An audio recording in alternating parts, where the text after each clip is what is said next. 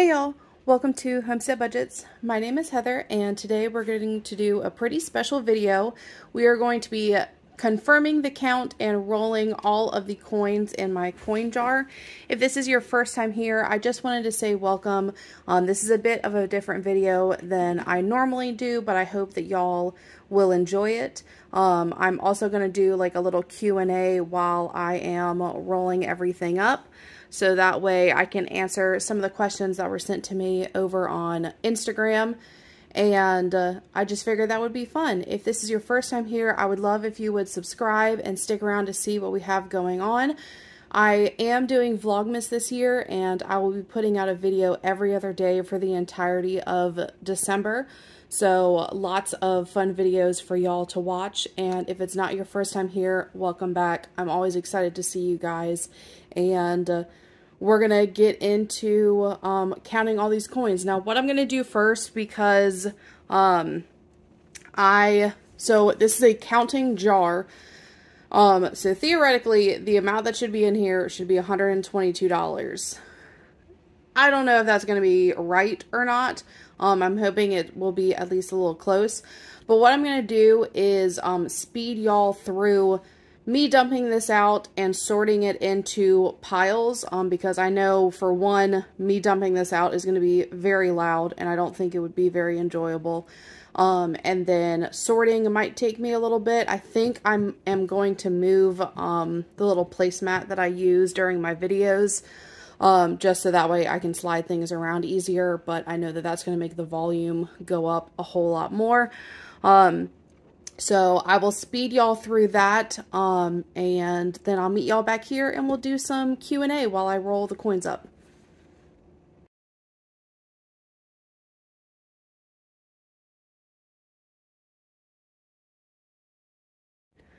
Okay, so I feel like that was only a few seconds for y'all, but that took me almost like 20 minutes to separate all of this out.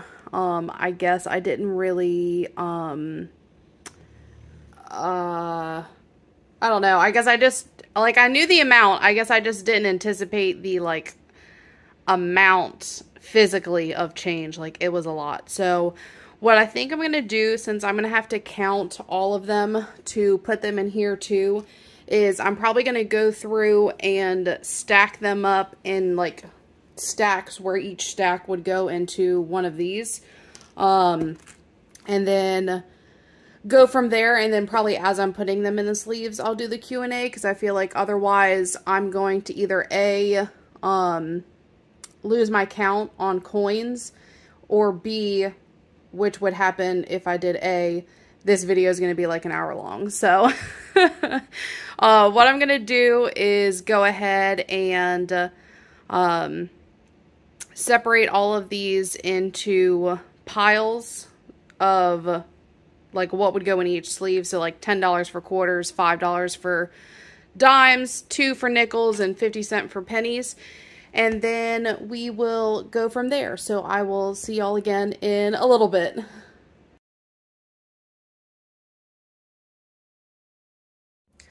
Okay, sorry if that was a big jump for y'all. My phone basically died the other day when I started this. I think I started this like on Friday, and it's Tuesday now. And then my husband came home sick from work, and he was sick for a couple of days. I have now been sick for a couple of days, so I'm just getting back into getting these coins all straight and everything. So that's why things look a little bit different, because it's just a couple of days later. But I'm going to finish up with these pennies. I think I went back and watched like the end of kind of like where I stopped. And I was just talking about, you know, being self-employed, and how, you know, it's a different thing than, you know, just going in and clocking in somewhere or something like that. And it has its ups and downs, but honestly, I would prefer the ups and downs of my own business versus going in and clocking in to, you know, for someone else, if that makes sense. So, that was probably a lot about me talking about being self-employed and everything, but it is a big part of my life. And, you know, I've had friends that have come to me with like their, you know, like their side hustles and stuff like that. And they're just like, you know, what do I need to do to like make my business legit and stuff like that. And honestly, I love doing that. I call myself like a self-employed pusher a little bit, if you want to call it that. Just because I think that if you have the right attitude for it, I don't know, I'm trying to like find my words, but like I always think that it's better for you to do something that's going to benefit you and your family, over benefiting, you know, for instance, like when I was bartending, I'm not making the profits off of that restaurant that I'm bartending at.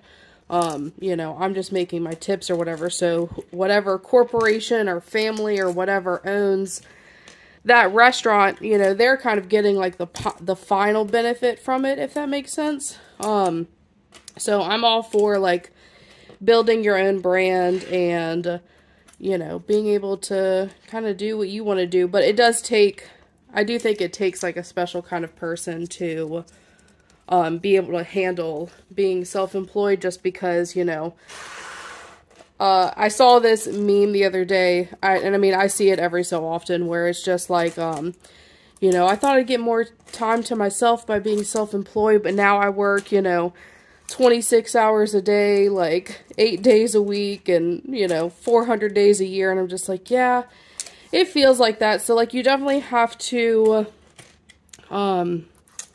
like know how to set your own boundaries and everything with clients, because like, I know when I was first starting out and everything, you obviously want to be as accommodating as possible, because in something where it is service-based, the more services you have, the more money that you're going to make. So you kind of want to be more available for people. But my company has basically now gotten to the point where our books are rapidly filling up. So we're able to kind of be a little bit more selective with what we want to do, which honestly is great. You know, we can kind of focus more in to our like ideal clientele, things like that. So that is really nice. So now that I've rambled on about that one question for like 10 minutes probably, I'm going to move on to my next one, which is a question. Sorry, I just have everything written off to the side. Is a question about homesteading. So I was asked, how did you start homesteading? What made you get into it? And what's your favorite part about it? So I've kind of always been interested in it. I was raised in a rural area in Virginia. So like growing up, my grandmother had these big gardens in the back of her home that she actually, which I didn't find this out until recently when I was talking to her about it, but she had so much land that she would actually rent out like plots of it to people at her church, so that way they can garden and stuff too. But I mean, I remember as a child, like going into like rows of like plants. And the one I remember the most specifically is like tomatoes. So like we would have these like rows of tomatoes, and you know, like I would be here and my grandmother would probably be like, I don't know, like 100 feet away picking tomatoes. And those were just like really sweet memories. So it was kind of something that I grew up doing. And so it wasn't like an unfamiliar thing to me. I'm going to pause this really quick just because I have finished up all the pennies. So I'm going to take my nickels now and separate them, but I'm going to like fast forward through that because it's going to take me a little bit. So I will come back to this question in just a second. Okay, so that one didn't take so long. There aren't quite as many nickels as there were pennies. So I was talking about how I grew up, you know, with my grandmother in the garden, and honestly, some of like my favorite childhood memories were like with her. We would go to this place. It's like a berry farm local. And I remember she would take us like every like June, and we would go and pick them, and you know, we're like eating strawberries in the field, and like there's nothing better than a strawberry that you pick off of the plant that is still like warm from being in the sunshine. It sounds a little weird because I know that we're used to like eating fruit, you know, out of like the refrigerated, you know, section, or like out of your refrigerator or anything like that. But there's something about having a strawberry like right from the vine that is just like still warmed by the sun. It's so good. So that's kind of what I grew up doing. When I graduated high school, I ended up moving to the city. And, like, I even moved out to Las Vegas for a while. So, obviously, like, I was still in the city there. So, I wasn't really doing, you know, much with that. But, like, I've always had a love for animals and things like that. So, when I moved back to Virginia, and my husband and I got, like, when we first started dating, and then, you know, after a while we moved in with each other, we had found this home to rent because we didn't really like want to rent an apartment. We would have rather rented a house. So when we did that, that's when we got our first like egg laying chickens. And I think we started with like 4 or 5. And that was in like 2018, I believe. And we had that for a while. We started gardening a little bit because the house that we rented had like this little garden plot that was kind of already set up. So we just had to kind of like spruce it up a little bit, get it some new soil, things like that. You know, so that's kind of how we started doing it together. And then from there, we went into, the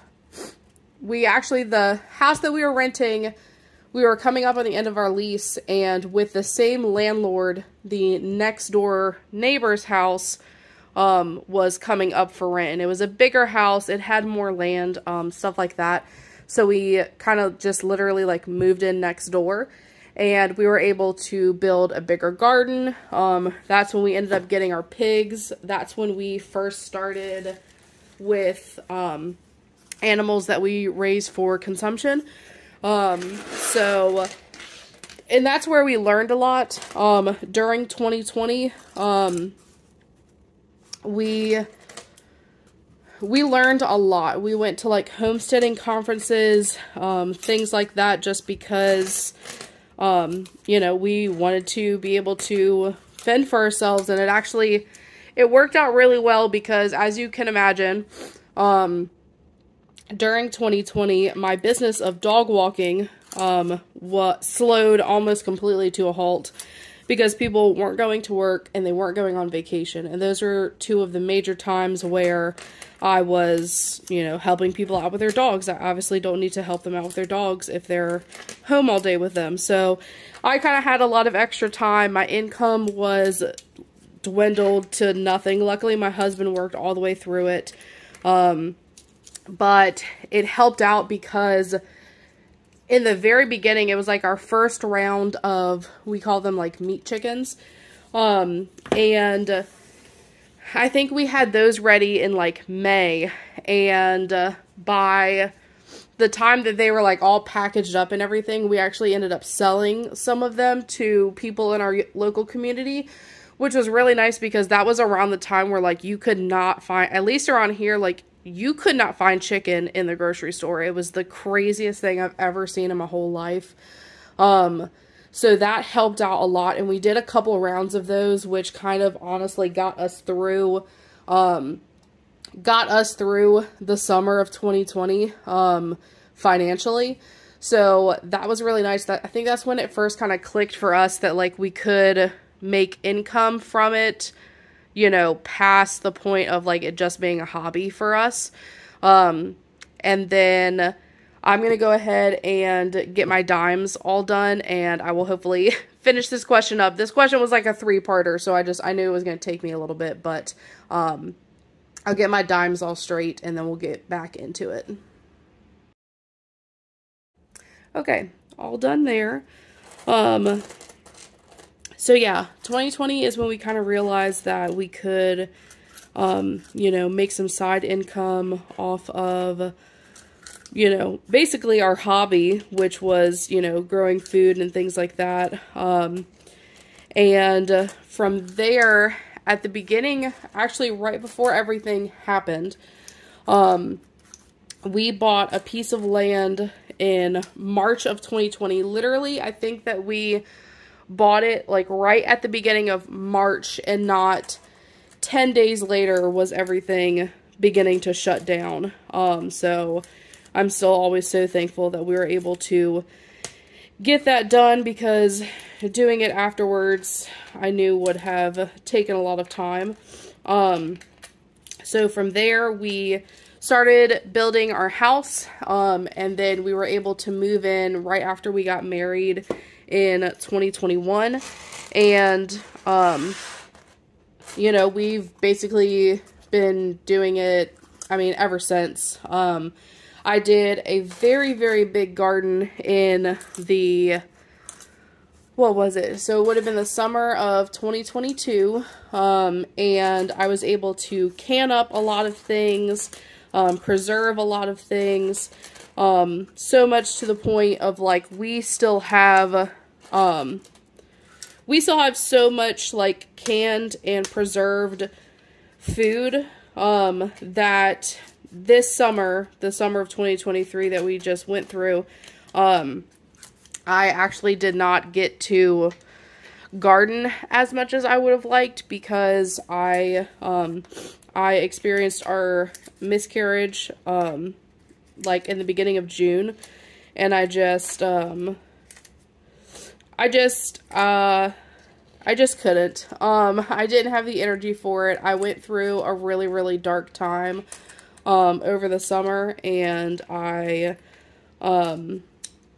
really honestly did not have the motivation to do it.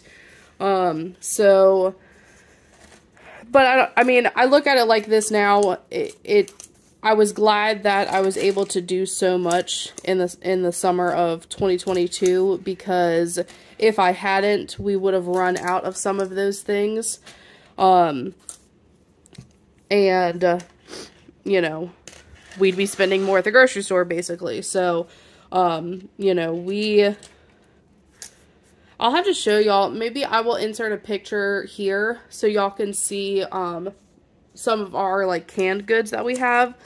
So, we're able to use that for lots of the recipes that we make on a daily basis, and that's why you'll see, in my cash stuffings, we actually don't stuff that much for groceries, because we have 3 freezers full of meat, and we have lots of things canned from the garden. So we're lucky in the sense that we don't have to spend a lot at the grocery store, because we have a lot of that stuff here already.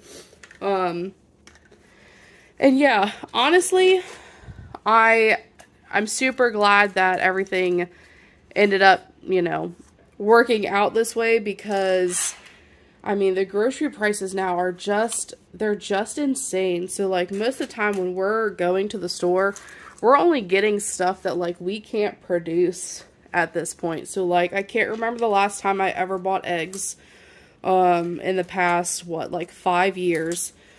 And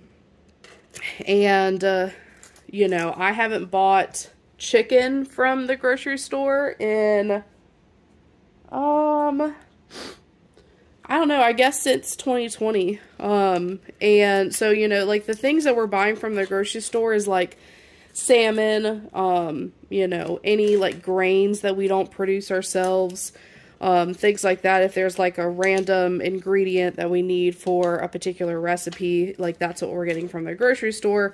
So it's such a blessing now, that we're kind of where we are with our homestead. And I would say probably my favorite part of the homestead is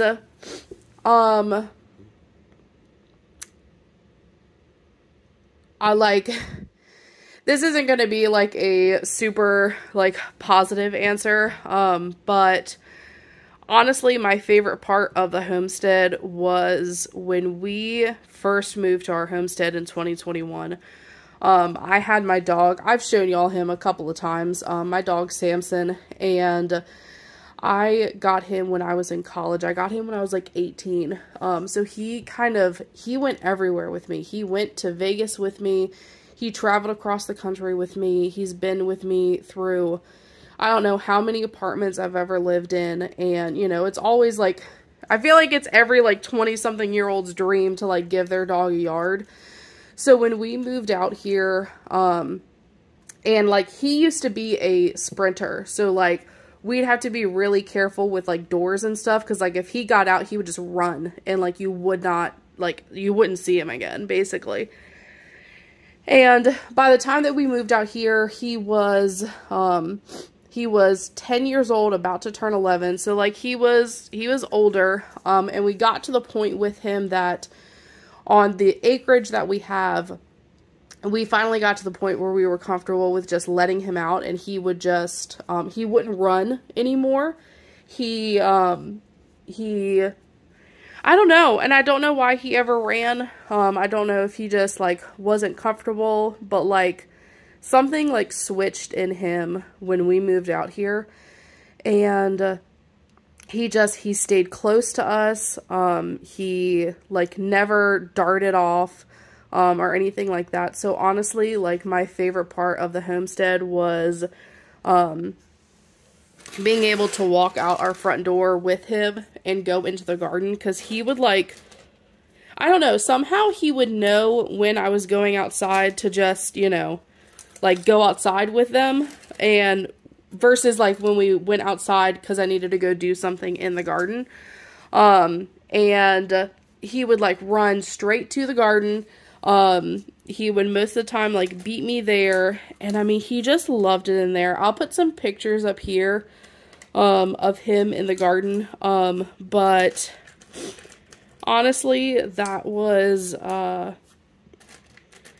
guess I'll put it this way, that's been my favorite part of homesteading so far, was getting to experience all of that with him, and, so he passed in 2022 in October. So we moved in, I forget the exact dates, but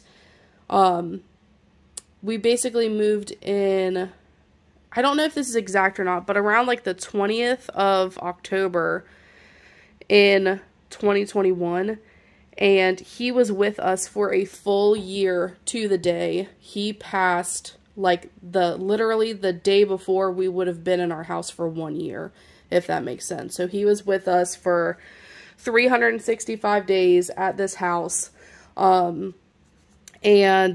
just kind of getting to experience those memories with him. I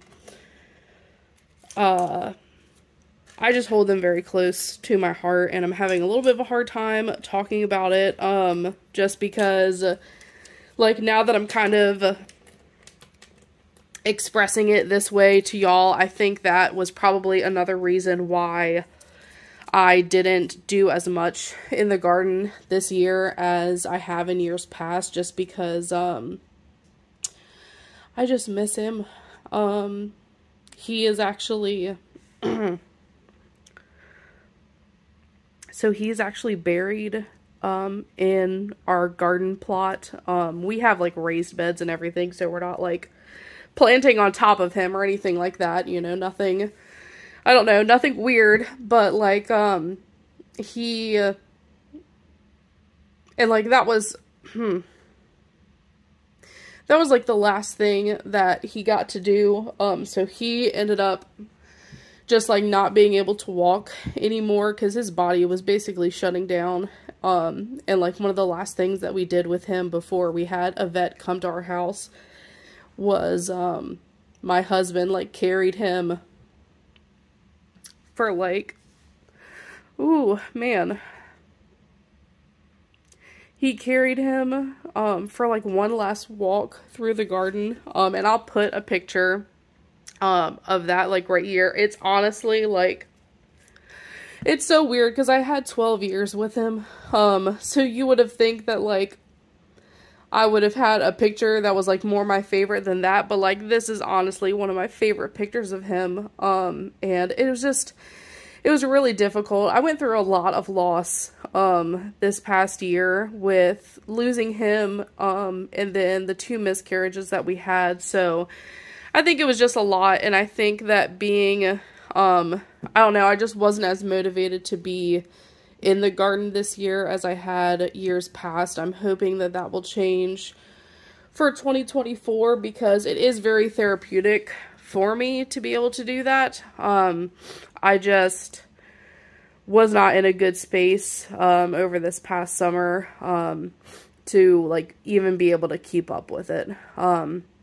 But that's kind of wrapping up that question. But I'm going to go ahead and get my quarters all straight, and we'll answer the last couple of questions that I have. Okay, so that's all finished. So I have 2 more questions. One of them is, how did you get into cash stuffing, or how did you start your cash stuffing journey? So, I quickly realized that, being self-employed and having like an irregular income, that my budgeting wasn't going to be as simple as, oh, I make $1,000 a month and I'm going to budget out all of my bills from there. So my income can vary greatly from week to week. So honestly, I'd been searching for years for something that actually worked. And I just kind of stumbled upon cash stuffing and like zero-based budgeting and things like that, because I liked how you were kind of like, for instance, so like with sinking funds and things like that, that you were putting money away for, you know, like you were putting money away when you had it for something that you know you're going to need at some point in the future. So that is kind of what drew me to it. So what I did, and this is kind of, it's pretty much the same as to what I still do when it comes to my budget every single week, is that I will take whatever my income is for the week. I will subtract out whatever bills that I have to pay over that week. I don't normally share that just because I'm not quite comfortable to share that at the moment. But basically what I do is I'll go through and subtract my bills for the week. So it's kind of like a paycheck by paycheck method. So I subtract those out. So any mortgage payments, credit card payments, any other bills that I might have, those come out first.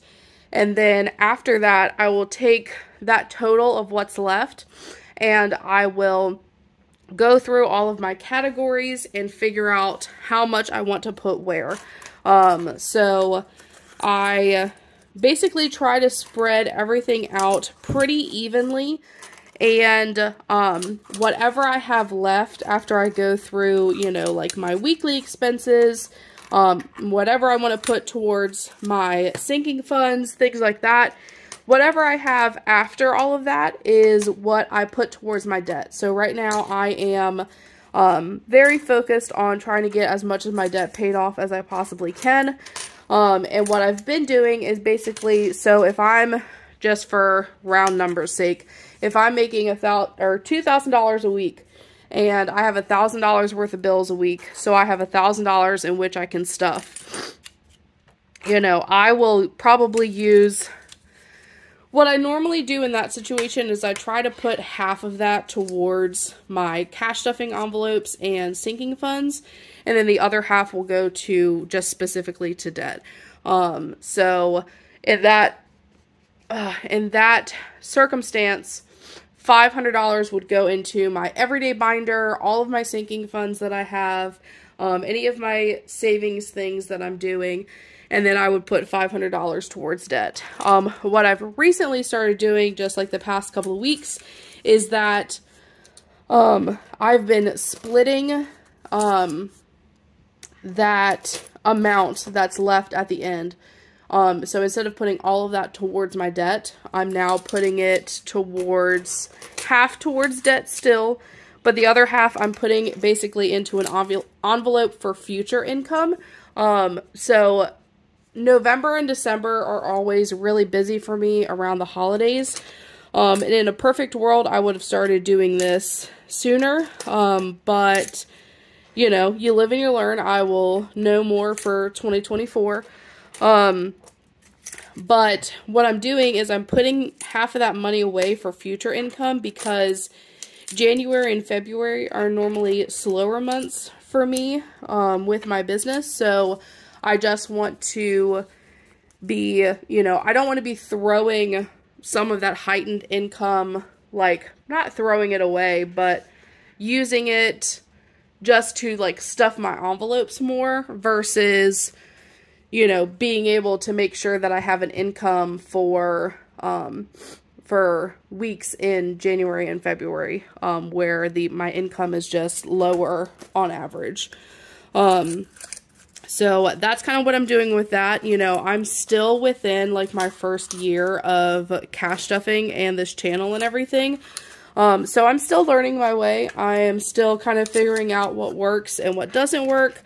But I think that's kind of just how, like, I don't know. Personally, I feel like that's what you have to do when it comes to budgeting. You have to figure out what works for you and what doesn't, because what works for me might not work for you. Or on the other hand, you know, you might see something on my channel that you're like, oh, I never really thought about it that way. And then it ends up working really well for you. So that's kind of part of the reason why I started my channel too, is just because, I think the reason that I stumbled upon cash stuffing in the beginning is because I was looking up stuff for budgeting when you have a variable income, and I think that's when I started stumbling upon cash stuffing videos on YouTube. And you know, I thought, I was just like, and there weren't that many, to be honest with you. So I was just like, well, I want to start doing this too, because like, if there's something that I can do that's helpful to somebody else, and like, they're able to find my video and like, they're like, oh my gosh, like, I could really benefit from that, then that's like something that I want to do. So that's kind of why I started my channel, and that's how I started cash stuffing. You know, things are definitely still, up in the air with everything, and not with everything, but like, you know, it's, what am I trying to say? It's variable, just like my income. My cash stuffing is variable. How I'm doing my budget changes every once in a while, and I think that it will do that until I get comfortable with how I'm doing budgeting, and then I'll, you know, stick with that until something needs to change. So I hope that that kind of answered that question. My last question that I have has to do with our trying to conceive journey, which I am going to within Vlogmas. So within this month, I am going to sit down and do a video of like our whole trying to conceive journey. So I'm not going to get like too into all of that, because then I'm just going to be like repeating stuff. But I did want to address this particular question just because it had more to do with the money side of it. Let me finish this one. So the question is, how do you go about cash stuffing while you are trying to conceive? So that's kind of all that question said, and I think what was being asked, and I hope that I'm kind of understanding this correctly, is like, how do you go about cash stuffing for something that maybe hasn't happened yet, or like something that like you're wanting to happen but you're having to wait, and like what are you doing in that waiting season when it comes to your budget? That's kind of how I took that particular question. So, as some of you know, my husband and I have been trying to start our family for 1.5 years now. It has not been an easy journey at all. We are kind of just taking it one day as it comes. But when it comes to budgeting for it, I actually have a couple of different envelopes that I'm using for that process, if that makes sense. So one of the only savings things that I'm doing right now is for my fertility savings, and I basically try to put $50 a week towards that. So it's around, you know, $200 to $250 a month that I'm saving towards that. And that's going to be for any fertility treatments that I might have to have. We're hoping that we don't have to go the route of IVF. We actually have a consult in January to see kind of what our options are at this point, because we have tried a lot and nothing really seems to be working. So unfortunately, I think it might have to end up going that route. But basically, my whole point of starting that envelope was I wanted to start putting money away in case that ended up having to be the route that we had to take. If I can end up using that money for a different fertility treatment, great. But, you know, that the kind of main reason why I started doing that one was just in case we had to start, or in case kind of like our only option was IVF. So, because IVF is just very expensive. And then the other envelope that I have is I have a baby fund in my sinking funds. And what I'm using that for at this point is, and I know I've talked about it a couple of times in some of my recent videos, is that we are basically taking this waiting season and trying to take as much advantage of it as we possibly can. We know that at some point we are going to have our baby. It's a personal belief of mine.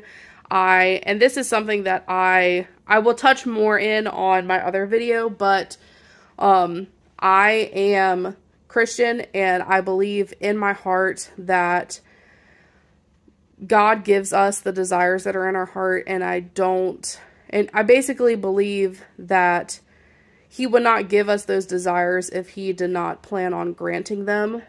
So I don't like buy into the idea that, like, you know, having a baby's not guaranteed. Like, you know, scientifically I understand that, but, I choose to not believe. That's so many negatives. What am I trying to say? I'm trying to say that I basically don't believe that God would have put that desire in my heart for basically my whole life if He wasn't planning on fulfilling that desire, because that's something that He wants to do for us. So, you know, I know that it's going to come, and basically all that being said is that we are taking this waiting season and still preparing for that baby, because we know that eventually that baby is going to come. So what we're doing in the meantime is that we are using that baby fund envelope to purchase things here and there as we go, for baby. So for instance, I will use that on any sales. Like, I grabbed a couple of things over Black Friday because there's always really good sales on things. So I was just like, okay, well, you know, we get one thing here, one thing there. I take advantage of, like, the Target, like, diaper deals every once in a while. And so that way, you know, once we do end up getting pregnant, we're not going to have, like, this crunched time frame of, oh my gosh, you need to get everything that you need for baby, you know, in the next 9 months kind of thing. So that's what we're doing right now. And honestly, it does kind of help with, like, the mental side of it, because, when you're waiting for something that you so desperately want, you can, and I know, you know, this is really my opinion on it, but I can get so focused on waiting for the thing that I want that, I'll kind of, like, block out everything else. So, and at that point it starts to get, like, a little unhealthy and everything. So basically what I'm trying to say is that by doing this cash stuffing the way that I am with our baby fund, it kind of gives you like a little win here and there. It's like, oh, you know, so one of the things we got on Black Friday was a high chair, and it was one that we know that we're going to want, and it was on a great deal. So, you know, and when that came in, that was exciting. That was exciting to us to be able to have that, because we kind of thought we would already be there. But, you know, I'm trying not to ramble with you guys, but I'm having a little bit of a hard time, like, getting my thoughts together on all of this, because it's just a lot, and I'll be able to talk more about it in my trying to conceive video and everything, but that's basically what we're doing with cash stuffing as far as our trying to conceive journey right now. So I'm all done wrapping everything, and I'm just gonna move this all over so that way we can count it, and I'm hoping, oh yeah, I do have my calculator over here. Okay, so we'll put that there. So we've got $1, 2, 3, 4, 5, $6 in pennies. I don't know why I did it like that. That was weird. And then we've got 2, 4, 6, 8 in nickels. 5, 10, 15, 20, 25 in dimes. And then we've got 10, 20, 30, 40, 50, 60, 70, 80 in quarters. So that is $119. And honestly, I don't know if y'all could see it. I don't think it was in frame when I was like doing all the fast forward stuff. But I basically had, can y'all, here, let me move this. So I had these coins left over after I rolled everything up. It was just kind of like extra that, you know, obviously is not going to fit into its own wrapper or anything like that. So I believe my coin counting jar counted $122. So I think that that's pretty on par, because I mean, I've got $1 here in quarters, so that's 120. And then I've still got all of this, so that probably adds up to at least another $1.